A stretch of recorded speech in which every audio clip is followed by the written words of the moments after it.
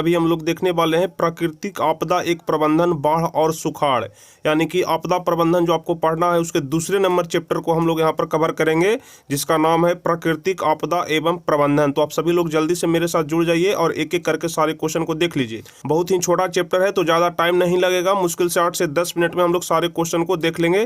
तो चलिए बारी बारी से हम लोग एक एक क्वेश्चन को देखते हैं। तो यदि आप लोग क्वेश्चन का आंसर जानते हैं तो नीचे लाइव चैट में मेरे साथ जुड़ जाइए और लाइव चैट में एक एक क्वेश्चन का आंसर बताते चलिएगा। यदि चैनल पर पहली बार आए हैं तो चैनल को नीचे रेड कलर के बटन को दबा करके जल्दी से सब्सक्राइब कर लीजिए, ताकि आगे के सभी वीडियो का नोटिफिकेशन आपको मिल सके। और यदि वीडियो अच्छा लगे तो वीडियो को लाइक जरूर करिएगा। तो चलिए हम लोग सबसे पहले नंबर से शुरू करते हैं। नदियों में बाढ़ आने का प्रमुख कारण क्या था? ठीक है, या फिर हम लोग कह सकते हैं कि नदियों में बाढ़ आने का प्रमुख कारण क्या है। बहुत ही ज़्यादा महत्वपूर्ण क्वेश्चन है। देखिए इतना ज़्यादा महत्वपूर्ण है कि 2014 में भी पूछा गया, 2016 में भी पूछा गया और 2018 में भी पूछा गया। तो बस अब की बारी है कि 2020 या 21 में इसको हर हाल में पूछा जाएगा। तो नदियों में बाढ़ आने का प्रमुख कारण है कि नदी की तलहटी में अवसाद का जमना। बहुत बार हम आपको यह क्वेश्चन का रिवाइज करा चुके हैं कि नदियों में बाढ़ आने का प्रमुख कारण है कि नदी की तलहटी में अवसाद का जमना, ध्यान रखिएगा। चलिए दूसरा नंबर क्वेश्चन है कि बिहार का कौन सा क्षेत्र बाढ़ ग्रस्त क्षेत्र है?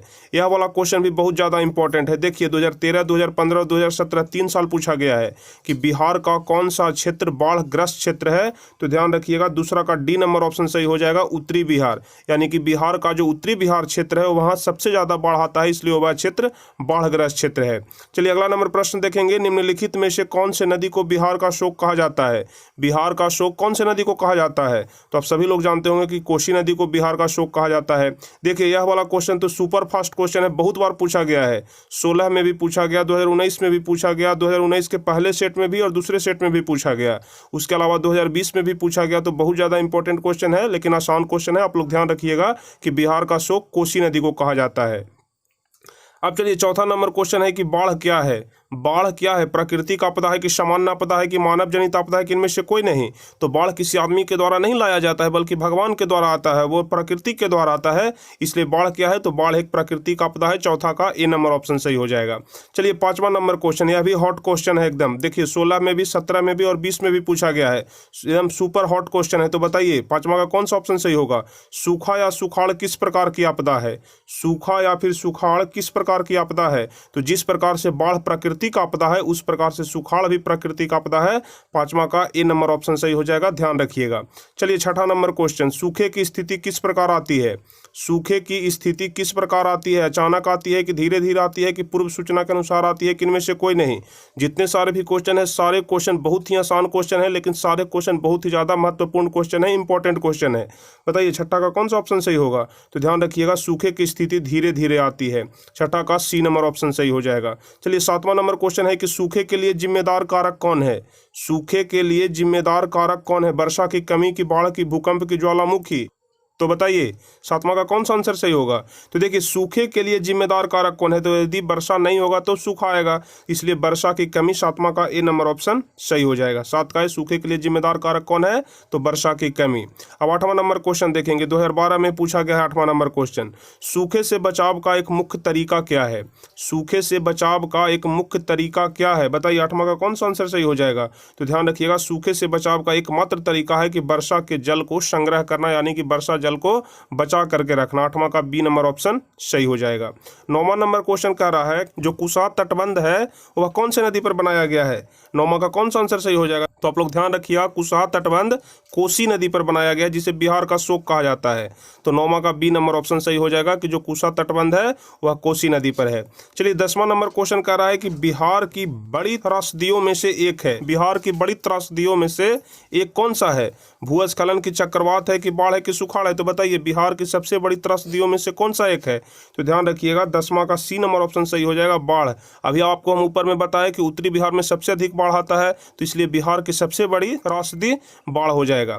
चलिए 11 नंबर क्वेश्चन, भाखड़ा नांगल बांध किस नदी पर है? भाखड़ा नांगल बांध किस नदी पर है? 11 का कौन सा ऑप्शन सही होगा? तो ध्यान रखिएगा भाखड़ा नांगल बांध सतलज नदी पर है। 11 का डी नंबर ऑप्शन सही हो जाएगा, भाखड़ा नांगल बांध सतलज नदी पर है। चलिए 12 नंबर क्वेश्चन है कि पश्चिम बंगाल में बाढ़ की विभीषिका वाली कौन नदी है? पश्चिम बंगाल में बाढ़ की विभीषिका वाली कौन सी नदी है? तो ध्यान रखिएगा, पश्चिम बंगाल में बाढ़ की विभीषिका वाली नदी दामोदर नदी है। 22 का ए नंबर ऑप्शन सही हो जाएगा। अब 13 नंबर क्वेश्चन कह रहा है कि सतलज नदी पर कृत्रिम जलाशय बनाया गया है। सतलज नदी पर जो कृत्रिम जलाशय बनाया गया है उसका क्या नाम है? सरदार सरोवर की, पंत सागर की, नागार्जुन सागर की, गोविंद सागर। बताइए 13 का कौन सा ऑप्शन सही हो जाएगा? तो आप लोग ध्यान रखिएगा, सतलज नदी पर जो कृत्रिम जलाशय बनाया गया है उसका नाम है गोविंद सागर। 13 का सी नंबर ऑप्शन सही होगा। ठीक है, जो सतलज नदी पर जो कृत्रिम जलाशय बनाया गया उसका नाम क्या है? गोविंद सागर है। चलिए अब 14 नंबर क्वेश्चन, कृषि सुखाड़ होता है। बताइए जो कृषि सुखाड़ होता है वह जल के अभाव में होता है कि मिट्टी के नमी के अभाव में होता है कि मिट्टी के क्षय के कारण होता है कि मिट्टी की लवणता के कारण होता है? बताइए क्वेश्चन नंबर 14 का कौन सा ऑप्शन सही होगा? तो ध्यान रखिएगा 14 का ए नंबर ऑप्शन सही हो जाएगा कि जो कृषि सुखाड़ होता है वह जल के अभाव के कारण होता है। चाहे कोई भी सुखाड़ हो जाए हमेशा जल के अभाव के कारण ही होता है, ध्यान रखिएगा। अब 15 नंबर क्वेश्चन जो कि 2017 में पूछा गया है, बाढ़ से सबसे अधिक हानि होती है। बताइए फसलों की, कि भवनों की, कि पशुओं को, कि इनमें से सभी को? 15 का कौन सा ऑप्शन सही होगा? तो ध्यान रखिएगा, बाढ़ से फसल को भी हानि होता है, पशु को भी हानि होता है, भवन को भी हानि होता है, यानी कि 15 का डी नंबर ऑप्शन सही हो जाएगा, इनमें से सभी को। चलिए 16 नंबर क्वेश्चन, निम्नलिखित में से किस क्षेत्र के जाड़े के दिनों में बाढ़ से ग्रस्त होने की आशंका होती है? यानी कि जाड़े के दिनों में भी बाढ़ से ग्रस्त होने की आशंका कौन से क्षेत्र में होता है? केरल में, कि बिहार में, कि असम में, कि तमिलनाडु में? 16 का कौन सा ऑप्शन सही होगा? तो ध्यान रखिएगा, तमिलनाडु में जाड़े के दिन में भी बाढ़ से ग्रस्त होने की आशंका होती है। बिहार में तो सिर्फ बरसात के दिन में बाढ़ से ग्रसित होने की आशंका होती है, लेकिन तमिलनाडु में जाड़े के दिन में भी बाढ़ से ग्रस्त होने की आशंका होती है, इसलिए 16 का बी नंबर ऑप्शन सही होगा, ध्यान रखिएगा। 17 नंबर क्वेश्चन, निम्नलिखित में से कौन राज्य सूखे से अधिक ग्रस्त रहता है? कौन राज्य है जो सूखे से सबसे अधिक ग्रस्त रहता है? बताइए पंजाब है, कि बिहार है, कि उत्तराखंड है, कि गुजरात है? 17 का कौन सा ऑप्शन सही होगा?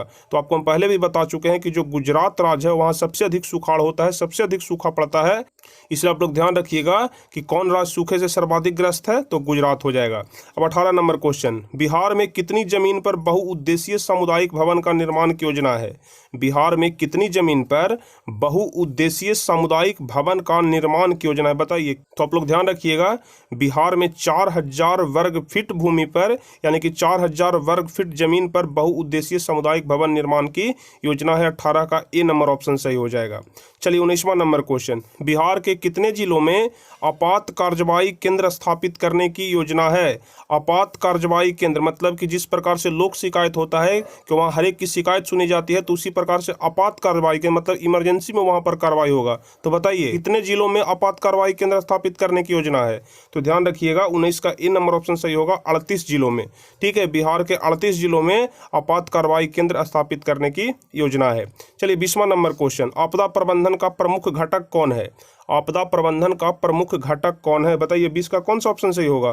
तो ध्यान रखिएगा, आपदा प्रबंधन का प्रमुख घटक स्थानीय प्रशासन भी है, स्वयंसेवी संगठन भी है, गांव मोहल्ले के लोग भी हैं, और इनमें से सभी हो जाएगा। इसका मतलब कि 20 का डी नंबर ऑप्शन सही होगा, इनमें से सभी। स्थानीय प्रशासन, स्वयं संगठन, गांव मोहल्ले के लोग, और इनमें से सभी जो है वो आपदा प्रबंधन के प्रमुख घटक हैं। चलिए 21वां नंबर क्वेश्चन, आपदा के समय कौन सी समस्या संचार में बाधक होती है? आपदा के समय कौन सी समस्या होती है जो कि संचार में बाधक होती है? इसका कौन सा ऑप्शन सही होगा?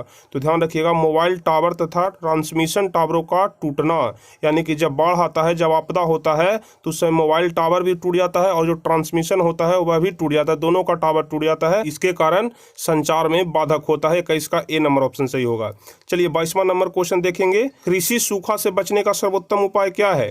ठीक है, जो कृषि सूखा होता है उससे बचने का सर्वोत्तम उपाय क्या है? तो आप लोग ध्यान रखिएगा कि कृषि सूखा से बचने का सर्वोत्तम उपाय जल संसाधनों का वैज्ञानिक विकास करना, यानी कि जो जल संसाधन होते हैं उसका वैज्ञानिक विकास करना ही सूखा से बचने का सर्वोत्तम उपाय है, जो कृषि सूखा होता है उससे बचने का उपाय। अब सबसे लास्ट क्वेश्चन देखेंगे कि नदियों के जल ग्रहण क्षेत्र में वृक्षों के रहने से क्या लाभ होता है? ठीक है, नदियों के जल ग्रहण क्षेत्र में वृक्षों के रहने से क्या लाभ होता है? तो ध्यान रखिएगा कि नदियों के जल ग्रहण क्षेत्र में वृक्षों के रहने से लाभ होता है कि बादल आकर्षित होते हैं और वर्षा की संभावना संभावना बढ़ती है। ऐसे भी आप लोग जानते हैं कि अगर वृक्ष अधिक रहते हैं तो वर्षा अधिक होता है। इसलिए सरकार का भी कहना है और आमतौर पर आप लोग को भी सोचना चाहिए कि अधिक से अधिक पेड़ पौधे लगाना चाहिए, ताकि वर्षा समय पर हो और वर्षा अधिक मात्रा में हो, जिससे कि कभी भी सूखे की स्थिति ना आए, कभी भी अकाल ना पड़े। तो चलिए, आपका जो यह चैप्टर था प्राकृतिक आपदा एवं प्रबंधन बाढ़ और सुखाड़, उसमें कुल इतना ही क्वेश्चन दिया गया था, जो कि जितने सारे भी क्वेश्चन हम आपको बताए सारे क्वेश्चन महत्वपूर्ण हैं। इसलिए आप लोग आपदा प्रबंधन के एक एक क्वेश्चन को ध्यान से याद कर लीजिएगा। बहुत सारे क्वेश्चन इसमें ऐसे हैं जो कि 3-4 साल लगातार आपके एग्जाम में पूछे जा चुके हैं। तो खास करके उन सारे क्वेश्चन को आप लोग अपने दिमाग में अच्छे तरीके से बैठा लीजिएगा। तो चलिए, आपको यह क्लास कैसा लगा आप हमें जल्दी से नीचे लाइव कमेंट में बताइए। उसके अलावा यदि आप लोग को क्लास अच्छा लगा हो तो अधिक से अधिक इसे लाइक कर दीजिए, अपने दोस्तों के बीच अधिक से अधिक शेयर कर दीजिए। और जो भी स्टूडेंट चैनल पर नए हैं, पहली बार वीडियो देख रहे हैं, सभी लोग चैनल को जरूर सब्सक्राइब कर लीजिएगा, ताकि आगे के भी सभी वीडियो का नोटिफिकेशन आपको मिल सके। तो चलिए, फिर मिलेंगे हम आपसे अगले वीडियो में। तब तक के लिए जय हिंद, धन्यवाद।